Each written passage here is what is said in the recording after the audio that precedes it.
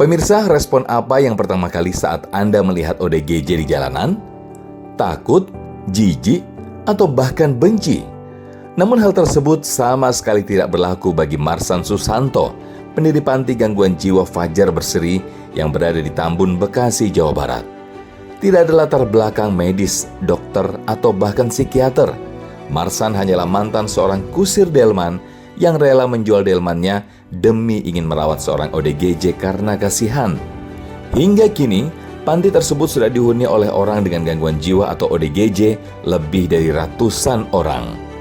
Banyak sekali tantangan yang dihadapi Marsan selama mendirikan panti ini, mulai dari didemo warga karena merasa tidak nyaman, hingga mendapatkan amukan langsung dari pasien ODGJ-nya sendiri. Nah, ingin tahu lebih lengkapnya suka duka kehidupan Marsan dalam mendirikan panti ODGJ ini? Simak selengkapnya dalam program Sah, Selalu Ada Hikmah, bersama Koh Dennis Lim.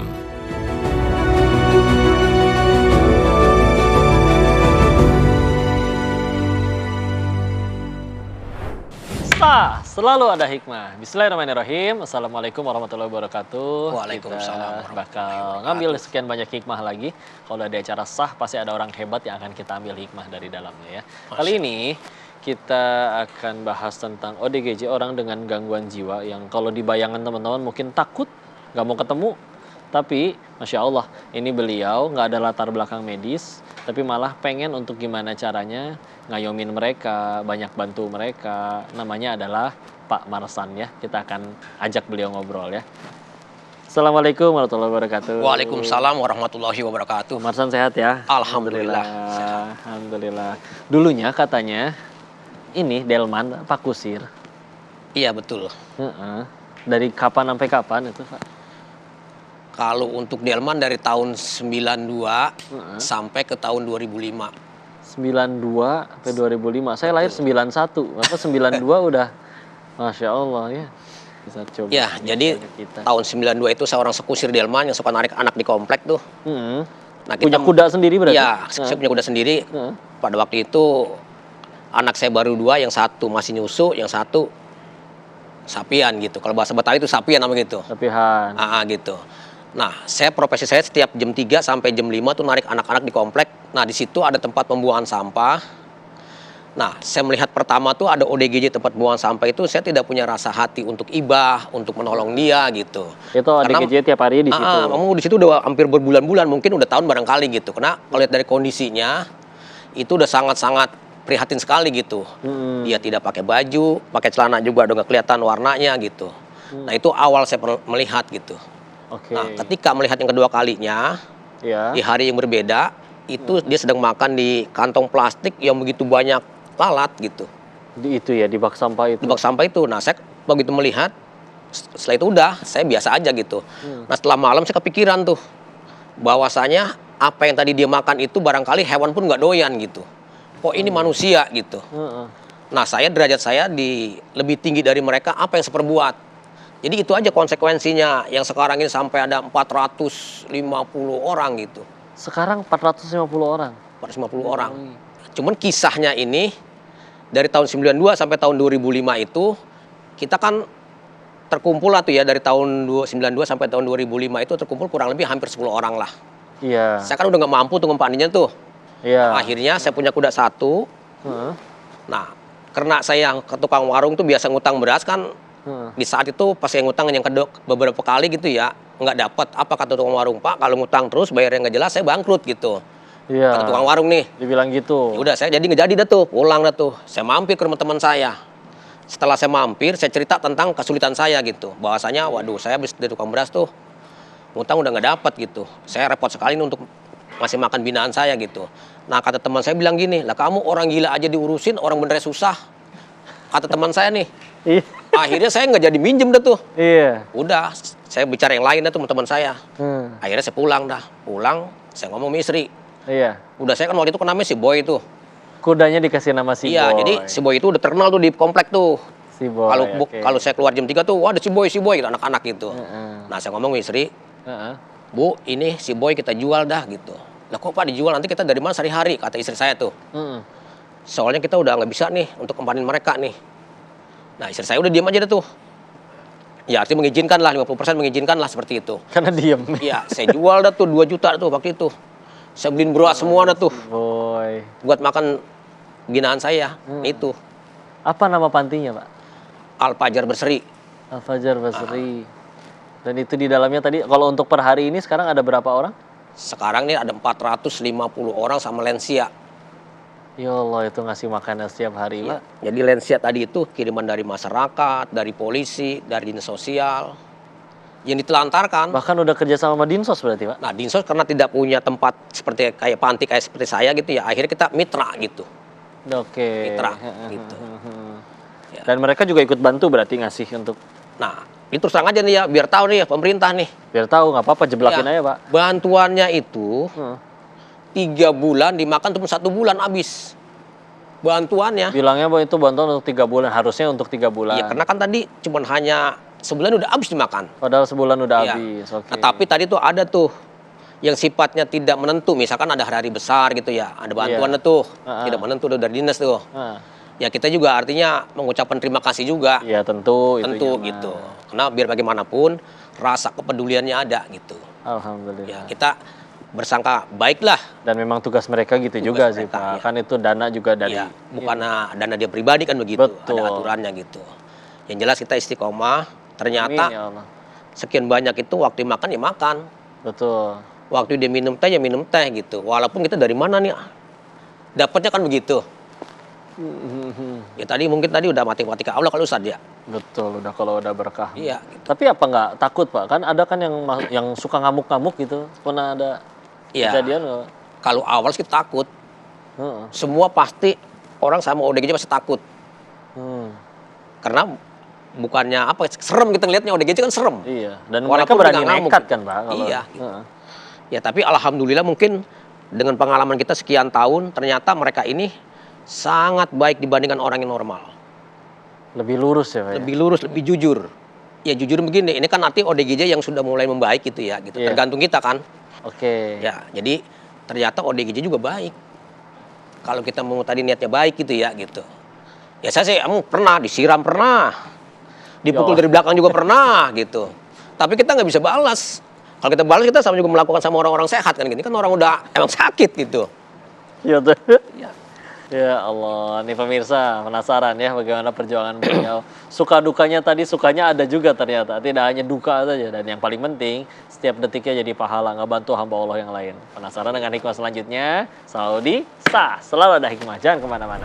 Kita ngitungnya berasnya aja. Oke. Sehari 1 kintal 35 kilo. Saya nggak mau kalah akal sama dia nih. Dia kan ODGJ katanya akal kurang akal tuh ya. Iya dong. Saya bilang ada Ustadz, ada Habib yang stres ya gitu. Mungkin Ustadz ini pasien. ya, pasien Ustadz.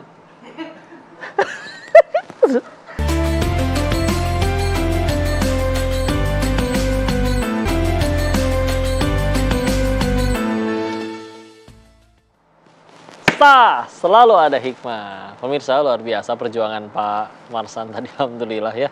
Tapi kalau lahir tahun 91, beliau mulai dari 92, seumuran ini ya Allah. Kalau lahir beliau udah mengurus saudara-saudara kita yang dengan gangguan jiwa. Maka kita tanya lebih lanjut untuk ambil hikmah ya. 500 orang ya Pak Marsan ya?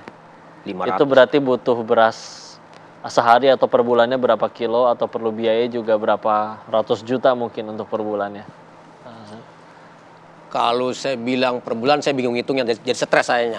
Ya, Jadi jangan. per ya. hari itu 1 kintal 35 kilo untuk 3 kali makan tuh pagi, siang, sore. 1 kintal 35 kilo beras. Per hari beras. Belum Itu lauknya berasnya tuh. aja. Heeh. Betul. Terus? Kita ngitungnya berasnya aja. Oke. Sehari 1 kintal 35 kilo. Ya Allah. Itu per hari gitu. Dari mana akhirnya dapatnya, Pak? Ya, Ada kalau- donatur kah? Ya mudah-mudahan nanti dari Ustadz yang ngirim ke sana gitu. Amin ya Allah. Bismillah. Ya, Bismillah. jadi itu tadi yang tadi saya bilang dari awal, ini mungkin matematika Allah Ustadz ya. Betul. Kalau saya berpikir, saya bisa ikut stres juga. Heeh. Itu baru berasnya aja. Belum nanti ada yang macain lampu ya, namanya ODGJ. Ada yang matain keran. Random ya Ada perbuatannya, yang nyumpelin aja ya. WC pakai BH. Bukan jorok ini, maaf ini memang kenyataan. Ada yang nyumpelin bekas pembalut dia. Oh, dia ngerti pakai pembalut tapi ya. Dulu sih awalnya enggak. Ini cerita dikit nih ya, Iya. cerita dikit nih. Yang ngajarin pakai pembalut. Jadi saya dapat pasien dari jalanan nih, Iya. perempuan masih produktif. Dia kan tuh menstruasi nih, Iya. atau datang bulan lah kalau kata orang Bekasi mah. Betul. Duduk di keramik, sini merah, sini merah, sini merah. Saya lihat, saya Oh. kontrol. Waduh, saya panggil pendampingnya nih. Ini nggak bisa Pak katanya. Coba pakaiin lagi. Dibawa ke kamar mandi, dipakein. Dapat 2 langkah dari kamar mandi ke situ, ditarik kemudian dibuang ke belakang. Di belakang ada lagi makan. Hampir jatuh ke piring. Saya nggak mau kalah akal sama dia nih. Dia kan ODGJ katanya akal kurang akal tuh ya. Iya dong. Saya bilang, Bu, cari celana yang pendek, yang ada tali gesper sini, dicoarin tuh, di pakaian, dipakein, terus ikat pakai tali pia ke belakang gitu, kencengin. Talinya di belakang. Belakang jadi biar susah tempatnya. bukannya. Gua gitu buang susah dia tuh, Heeh. baru bisa. Heeh. Sampai segitunya kita mendidik ODGJ. Akhirnya sekarang pakai sendiri. Sekarang udah ngerti dah tuh, udah arti betah lah gitu kalau bahasa Betawi mah. Nyaman ya. Aman dia. Nah itu tadi satu, kedua, ini lebih lagi. Kita kan suka dapat dikirim sama orang dari jalanan tuh kadang hamil. Ih, ada yang hamil lah. Siapa yang ngamilin lah? Ya saya nggak tahu dah. Kalau saya tahu mau saya paranin tuh ininya, apa yang ngambilin dia gitu. Orang gila juga termasuk kalau ngambilin dia kan gitu. Saya dikirim dari dinas sosial tuh, dari polisi malam, ada yang udah hamilnya 7 bulan. Ada yang udah 8 bulan. Begitu dapat beberapa hari, lahir nggak ketahuan. Ada yang lahir di kamar mandi. Dan nggak perlu sesar, nggak perlu obat apa. Oh, nggak berlaku mau orang ODGJ mah. Lahir kamar mandi, pagi-pagi pas saya kontrol, ini temennya ODGJ nih, babai nih, Pak, katanya ada yang lahir, Pak. Masya Allah. Saya bilang, ibunya mana? Di kamar mandi. Ya Allah. Itu kuasa semua Allah semua bayinya normal semua, nggak ada yang ya. Normal semua ya. dan termasuk ibunya 1 butir pun nggak minum pel, nggak minum obat antibiotik dengan sendirinya. Terus tetangga gimana? Katanya pernah sampai di demo ya. Jadi di demo itu masalahnya begini, pasien saya malam tuh ada yang keluar ke warga. Saya kan tengah-tengah warga tuh. Heeh. Dulu kan nggak kayak sekarang. Kalau sekarang kan udah, ya maaf, sekarang udah sedikit udah layak lah gitu ya. Iya. Dulu kan masih jaro-jaro bambu tuh. Ustaz kenal nggak jaro bambu? Tahu. Yang pagar-pagar kebun itu. Iya. Namanya ODGJ malam mungkin lapar tuh gimana nyelos keluar Iya. ke warga. Sendal jepit warga dipakai tuh. Heeh. Pagi-pagi warga datang ke tempat saya. Pak Marsan, itu semalam piaraannya keluar. Piaraan nyebutnya, Ya, Pak. nama orang kampung ya. Inna. Ustaz tahu lah nama orang kampung ya. Jangan ceritain lagi dan yang orang kampung. Iya. Iya Pak, memang semalam keluar saya cari pakai sendal gitu. Pak, besok jangan sampai keluar lagi Pak. Nanti kalau masuk ke rumah saya gimana Pak gitu. Ya saya mohon maaf deh Pak gitu. Yang kedua kalinya ada lagi perempuan keluar tuh malam. Iya. Orang kampung kan kalau nyuruh pakaian kan digantung tuh. Iya. Dasternya tuh. Digantung dasternya. Pasien saya perempuan keluar malam tuh. Diambil dipakai. Datang lagi tuh warga yang satu lagi. Marah-marah di situ. Pak, ini kampung jadi nggak nyaman Pak nih. Kalau malam berisik lah. Ada yang nyanyi lah. Nah, saya ngomong enggak ini deh Pak, ini yang terakhir Pak nih ya, gitu. Bapak tolong jaga deh Pak, jangan sampai ada keluar lagi. Nah, jadi ini poin kedua nih kita udah gemeter nih. Warga udah nggak nyaman. Iya.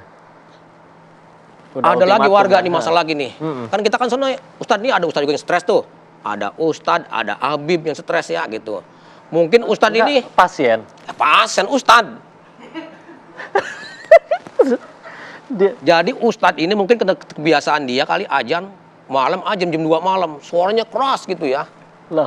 Di belakang saya tuh ada musola. Heeh. Warga jam 2 dikirain kali subuh. Jam 2 datang warga tuh pakai sepeda ke musola. Begitu lihat jam, wah ini baru jam 2. Balik lagi tuh warga nggak jadi sholat. Pagi-pagi datang ke tempat saya. Marah lagi. Jadi 3 poin ini terjadilah di demo oleh masyarakat. Oh, ya Saya diundang jam 8 malam ke kantor RW. Saya kira kali ada acara apa. Pak Marsan nanti ke kantor RW ya jam 8. Iya Pak RW gitu. Begitu saya datang udah penuh masyarakat. Udah nggak ada lagi Ustadz kata-kata saya nih. Cuman hanya minta maaf. Apapun masyarakat membuat saya tuh nggak nyaman, saya selalu minta maaf aja udah. Iya. Kemampuan saya cuma hanya itu.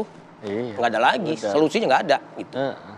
Perjuangannya ini pemirsa penasaran ya gimana caranya Pak Marsan bisa telaten gitu sabar ngadepin beliau. Maka untuk itu bakal kita bahas, kita tanya di segmen setelah ini ya. Makanya jangan kemana-mana, tetap di Sah, selalu ada hikmah. Jadi sekarang ini kita disupport oleh warga sekitar. Jadi kita bisa berkontribusi. Karena itu cita-cita kita Ustadz. Oh luar biasa.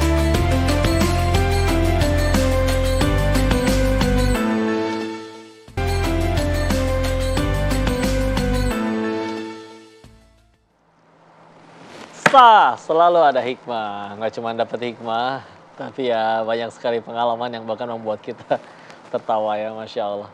Kita penasaran nih sekali lagi Pak Marsan, Iya Ustaz. kok bisa gitu telaten, sabar, yang di saat orang lain nggak mau, Pak Marsan mau. Gara-gara apa sebetulnya Pak Marsan? Ya sebetulnya Ustaz ya, kalau untuk sabar dan telaten pasti memang kalau bukan anugerah gitu ya. Saya sih Betul. bilangnya anugerah ini nih. Iya, Kamu capeknya luar biasa. iya dong. Tapi mungkin tadi ini anugerah dari Allah barangkali ya gitu. Satu, kedua saya kan bukan seorang seakademisi yang bisa menangani ODGJ. Hmm. Sekarang kusir delman suruh nanganin ODGJ yang begitu berat gitu ya. Kan kalau saya kan nggak pakai obat tuh, nggak pakai obat penenang, nggak pakai obat tidur. Jadi kalau mereka ngamuk ya ngamuk. Kalau mereka misalkan teriak-teriak gitu. Tapi kita kan bagaimana caranya? Manusia pasti 50% masih punya rasa hati nurani kan begitu. Iya, biar gimana Dengan masih kasih orang. sayang kita, dengan pendekatan kita, dengan perhatian kita, ternyata itu luntur lama-lama tuh yang tadi keras tadi tuh. Oh, Masya Allah. Nah, di situ saya pelajari perlahan-lahan ternyata orang akan luntur dengan dari hati kita gitu ya. Maksudnya dari perhatian kita gitu. Sempat ngerasa pengen putus asa nggak sih ngurusin mereka? Ya. Capek lah, gue nggak mau lagi. Waktu di demo tuh. Itu di demo ya? Karena kita, Ustadz, disalahin sama orang. Kita ngurusin orang ODGJ nih, dia ngerusak rumah orang, segala macam, kita disalahin. Nggak ada benernya. Benernya sekarang nih. Sekarang benernya nih, kenapa? Tadi warga yang demo saya, sekarang kerja di situ, jadi tukang masak, istrinya. Termasuk anaknya kerja di situ. Malah jadi lapangan pekerjaan juga. Jadi sekarang ini kita disupport oleh warga sekitar. Jadi kita bisa berkontribusi. Karena itu cita-cita kita, Ustadz. Oh, luar biasa. Ya. Jadi ke data nggak Pak? Udah ada berapa orang yang sembuh? Nah, rata-rata nih yang sebulan pulang 3 atau 4, kalau dari tahun 92 kemarin udah berapa tahun Ustadz? Udah berapa ratus tuh ya? Sebulan, anggaplah sebulan 4 kali 12 berarti 48 Betul. kali 30 tahun. Iya, Masya Allah. Nah, itu Ustadz kita hitung kecilnya. Iya. Kalau kita hitung banyaknya mungkin lebih gitu. Tapi yang masuk sebulan itu bisa 20 orang. Oh, defisit tetap Iya. ya. Heeh. Itu Bocuan itu kalau jual. iya, jadi gendala kita gini Ustadz. Karena mereka ini kan karena ada yang pernah membunuh tuh ya, yang karena saya bikinin warung tuh, orang Sukabumi tuh. Heeh. Dia membunuh kakaknya, ketika kita sampaikan bahwa si A ini udah sehat, Heeh. tolong dibawa pulang nih Bu, udah sehat nih keluarganya gitu. Nah, ini keluarganya nerima, tapi warga nggak nerima. Terus keliling dianya ya, iya. Jadi stigma ODGJ ini di masyarakat sangat tinggi masih. Heeh. Gitu. Inilah yang jadi beban kita apa? Jadi mereka tuh jadi seolah-olah tuh tinggal di situ udah Udah wisma dia selama dia di situ. Ya. Ini kita yang sangat-sangat beban ya. Iya. Bukan beban soal ngasih makannya, tapi beban tempatnya. Iya, lagian udah selesai juga. Udah alumni hitungannya, udah lulus. Overload jadinya. Overload. Overload. Pemirsa, Masya Allah. Itu lihat tuh perjuangannya tuh, Masya Allah. Tapi namanya orang baik ya, beliaunya terlihat senang, enjoy. Datang ke sini aja bikin satu studio ini senang, bahagia, semua barokah. Cukup satu hari 1 kintal 35 kilo, nggak kekurangan. Ya cukup terus aja ada. Matematika manusianya mah nggak mungkin, tapi kalau ada urusannya sama Allah yang maha kaya, dan yang lebih luar biasa laginya, nggak ada yang sia-sia itu. Setiap lelahnya, keringatnya, capeknya, bisa jadi itu yang mengangkat tinggi derajat beliau nanti di sisi Allah. Amin. Daripada yang ngakunya enak hidupnya. Dan yang lain tadi kau bahkan sempat nanya, itu mereka tuh pada nyolong nggak sih? Karena yang ngakunya pada waras, bahkan mimpin negara aja pada nyolong, itu gimana ceritanya ya? Oh istilah. Kita doain beliau, kita juga nanti minta doa dari beliau untuk gimana caranya ya Allah, pengen jadi manusia yang manfaat. Biar gimana mereka hamba Allah, nggak milih pengen jadi kayak gitu. Tapi Masya Allah, beliau bisa milih, masa aku kalah sama mereka. Mereka katanya kurang akal, aku ada akalnya, maka milih jadi orang baik. Nggak mau malah istilahnya sama gilanya begitu katanya. Tapi malah memilih untuk jadi kebaikan, jadi manfaat. Barakallah ya, inilah tokoh Jadi luar itu, biasa Ustaz. ini Pak Marsan ini. Maaf Masya saya tambah sedikit ya. Kalau mantan ODGJ itu jujur. Allah. Jujur ya. Saya punya pengurus, kalau saya suruh belanja ke material, ada kembaliannya 20.000, 30.000, udah terpakai baru ngomong. Kalau pengurus nih orang sehat. Iya. Tapi kalau ODGJ, saya suruh belanja, nih kan saya kan ada pakai motor belanja tuh. Itu kembaliannya mau berapa duit pun dikasih kita dulu Pak, ini kembalian sekian.